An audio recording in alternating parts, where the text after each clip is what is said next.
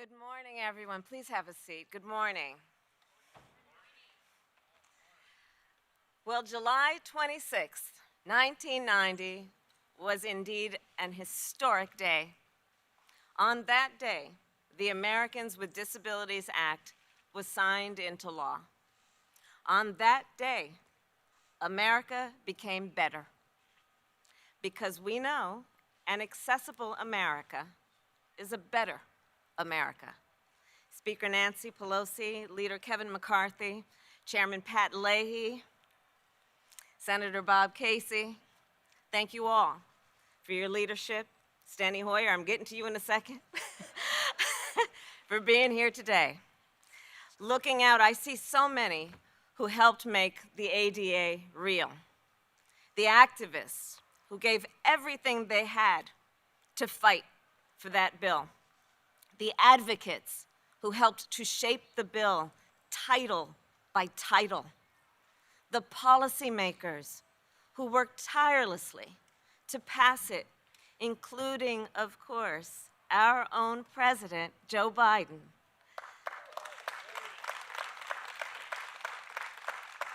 House Majority Leader, Steny Hoyer. And Congressman Tony Coelho. Thank you all. Every day, in every community, lives of the American people are better because of the work you all did. When people can ride a bus because it has a lift, when they can enter a building because it has a ramp, when they can watch a movie with closed captions, when a student with a disability goes to school instead of discrimination gets support. That is the ADA in action. The ADA gives all Americans the opportunity to fully participate in our democracy, in our economy, and in our society. The ADA gives all Americans the opportunity to determine their own future. Self-determination, which I believe the government must facilitate. That is the impact of the ADA. And after all, the promise of America. At the same time, truth must be told. The ADA was a very important beginning, but there is still so much work to be done.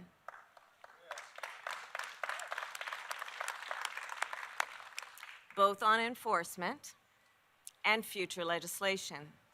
And that is why I am so heartened to see the generations of leaders who are here and remain committed to doing this work.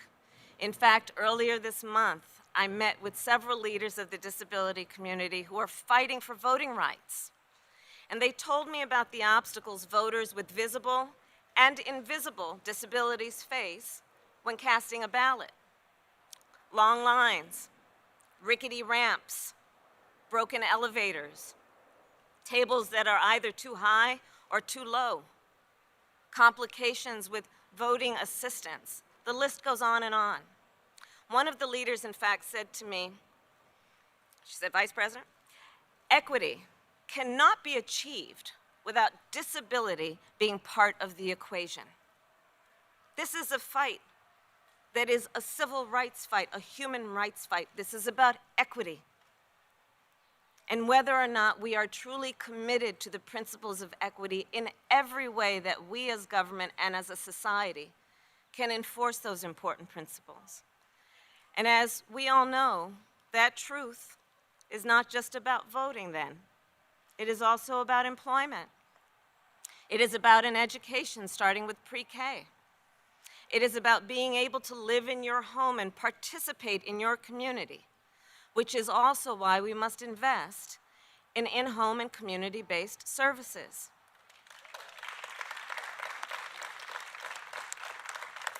So folks, here's the bottom line. The President and I will continue to fight with you to make America more accessible for all people.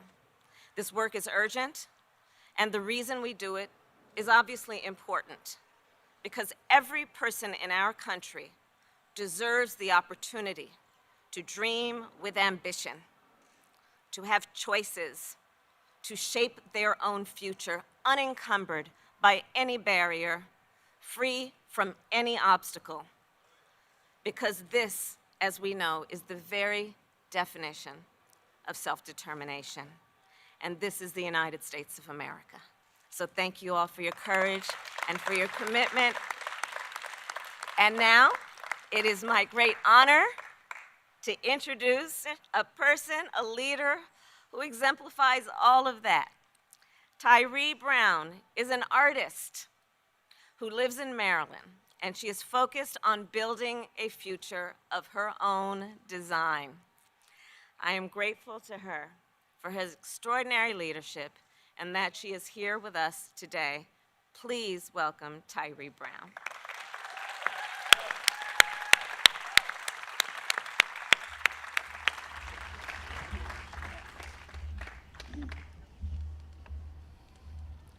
Hello, everyone. It's a pleasure to be here. Hello. All right. As it was said, my name is Tyree Brown, and I'm a 26-year-old Christian artist living in Maryland with faith in Jesus Christ. I was in a car accident that rendered me quadriplegic. Art and faith has always been a prominent part of my life, but everything changed after my injury. I could no longer walk or use my dominant right hand. I was sent to a rehabilitation center, National Rehab Hospital, then to a nursing home, back to rehab, only to go back to the nursing home where I stayed another 10 months. I was away from my home for over a year. While in the nursing home, a program called Money Follows the Person intervened, which the president supports, investing more funding in. The home and community-based waiver program that helps those who choose to be home in their communities by supplying durable medical equipment, home modifications, and home health care services, a program that is made possible by the ADA. This program made it possible for my mother, Doree Cox, hi Mom, to be my full-time aide where I receive the best care full of love and grace. I want to thank President Biden, Vice President Harris, and the Biden administration for being advocates for the disability community. With American Jobs Plan, there's a $400 billion investment in caregiving economy, okay?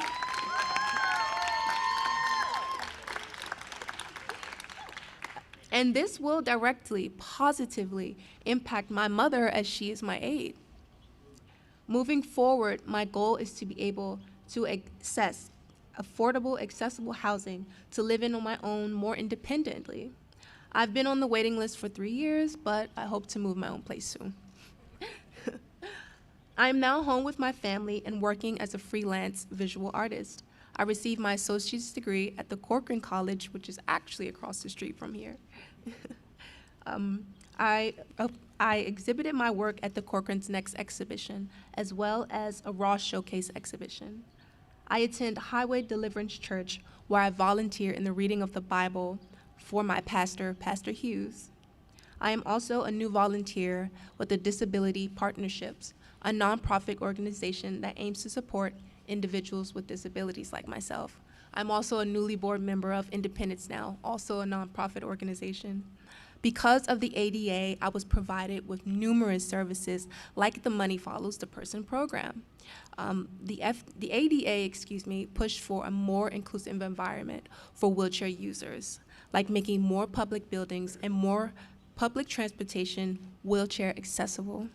The ADA pushed for wheelchair ramps, curb cutouts, and public spaces, which made it possible for me to get around throughout my community. I was worried I would not be able to live independently and pursue my dreams of being an artist, but now there are programs that are helping me achieve my goals. It is thanks to the ADA, which paved the way for me with the full support of President Biden. Thank you, President Biden and Vice President Harris, for advocating for the disability community and celebrating the 31st anniversary of the ADA. I am honored to be here and especially to now introduce President Joe Biden.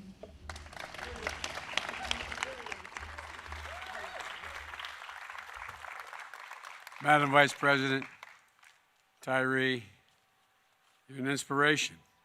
Thank you for sharing your story. 31 years ago today, on the south lawn of the White House, President George H.W. Bush signed the Americans with Disabilities Act.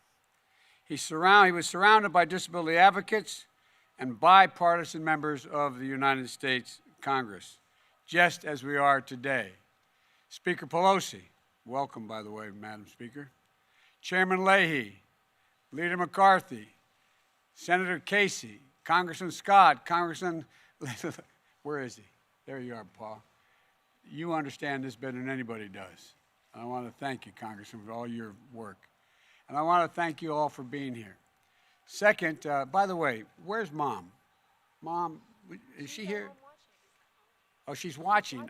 Okay, I thought you looked and said, Mom is out there. I was going to ask her to stand up, but Mom, you can't stand up if you're home. But folks, thank you for what you've done. The second gentleman is here as well. Thank him for being with us as well. And some of the same folks who fought so hard for this landmark legislation are with us today. I just got off the phone with one of them, a guy named Tom Harkin. And 2 days ago, I was on the phone with one who just had his 98th birthday, Bob Dole. But no one worked harder than Tony Coelho to get this done. House Majority Leader Steny Hoyer. Others weren't able to join us today, but were instrumental in bringing this to life. Dear friends, as I said, like Tom Harkin and Bob Dole. And I also spoke, as I said, Bob wanted to pass on his regards, as did Tom. Tom's up in Wisconsin, working on, he said, on ADA, doing something up there, and I didn't explain exactly what. There's still more with us that are here in spirit, like Ted Kennedy, Major Owen, the Congressman Major Owen, countless other advocates. I was enormously proud to be a co-sponsor of the ADA, as Pat Leahy was as well, if I'm not mistaken, as a member of the United States Senate. And I'm proud to be here today as president alongside so many fearless champions who represent the ongoing legacy of this law from the foundations to its future.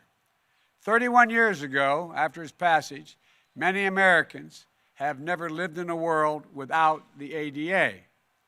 Generations have grown up not knowing a time before it existed. But many of us can still recall in America where a person with disability was denied service in restaurants and grocery stores, and could be, where a person using a wheelchair couldn't ride in a train or take a bus to work or to school, where an employer could refuse to hire you because of a disability. An America that wasn't built for all Americans. Then we passed the ADA and made a commitment to build a nation for all of us, all of us. And we moved America closer to fulfilling that promise of liberty and justice, and maybe most importantly, dignity and equality for all. You know, and perhaps most importantly, we did it together. This was a Democratic bill signed by a Republican president, a product of passion and compassion, not partisanship. Progress that wasn't political, but personal to millions of families. I'll never forget the moment the ADA passed, and you may remember, Pat, standing on the floor of the United States Senate, and Tom Harkin sought recognition, he rose. And the first time in the history that I'm aware of, in the United States Senate, he stood up and he signed in a speech to his brother. Tom wasn't just sending a message to millions of deaf and hard of hearing folks. He was speaking to his brother Frank. It was personal to him. It was personal to Bob Dole as well, who lost the use of his right arm in a heroic effort during World War II, who laid out in a hospital for almost 3 years.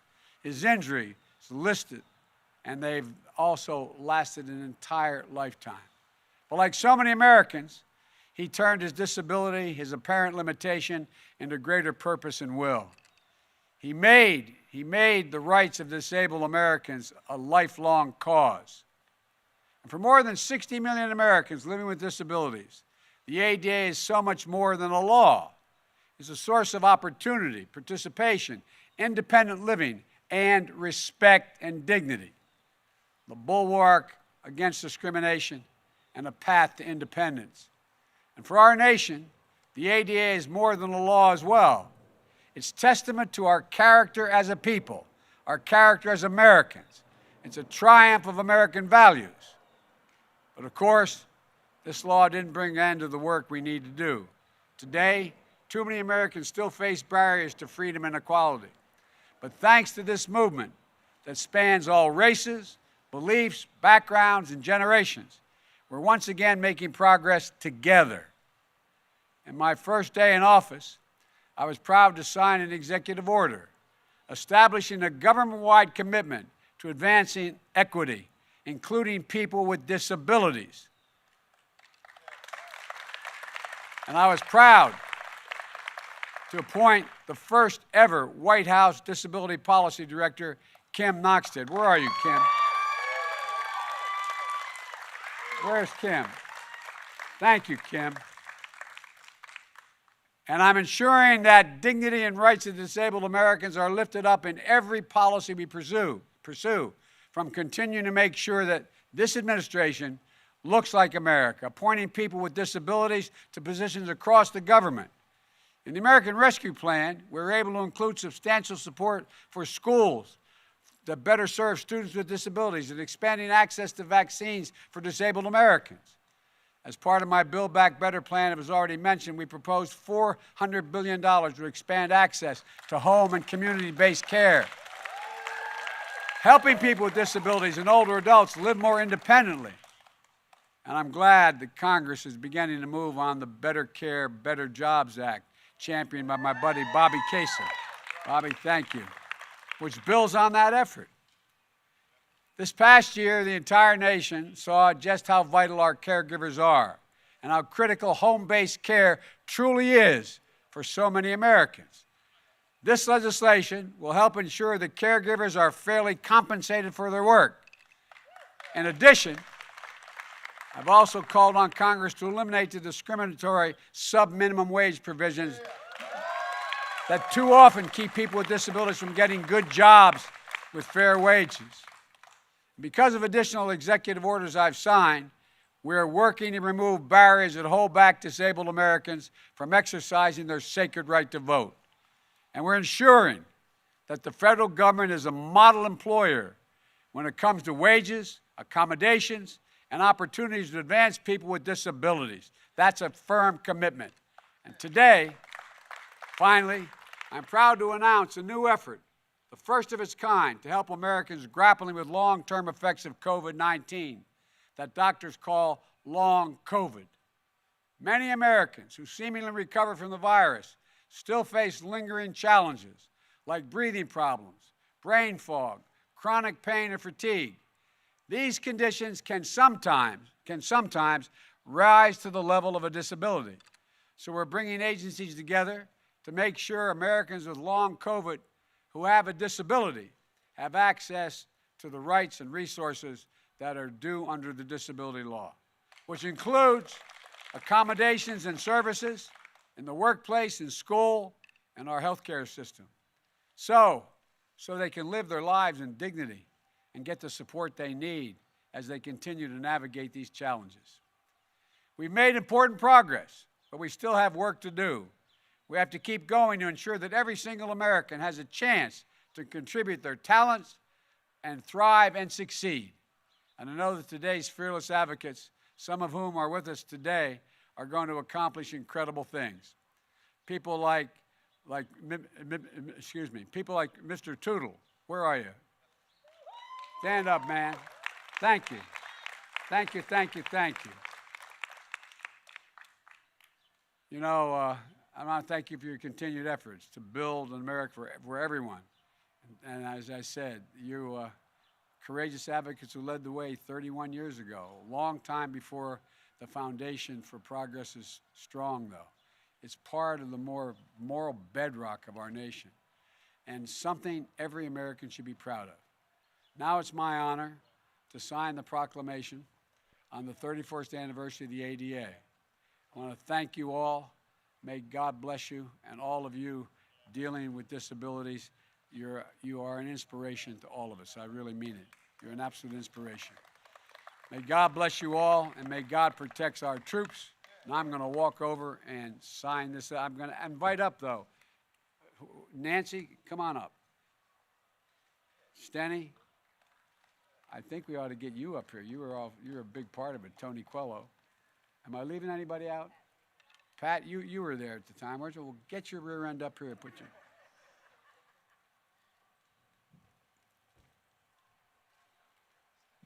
The leader is taking his camera because Pat would rather use his camera than I think anything else. Yeah, come on. Tony, you get right in the back here. You were a big, gigantic part of this. Okay. Pat, come on. All right. Anniversary of the Americans with Disabilities Act 2021.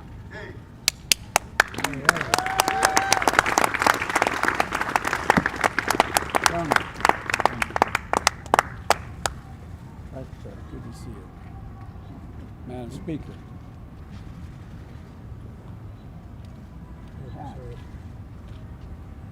What? I will, but I want to make sure I got all the... Yeah.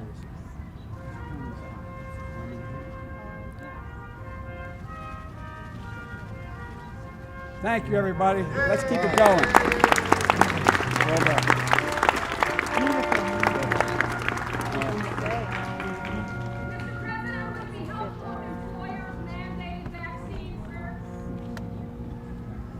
Mr. President, do you have confidence you can get the unvaccinated Americans vaccinated?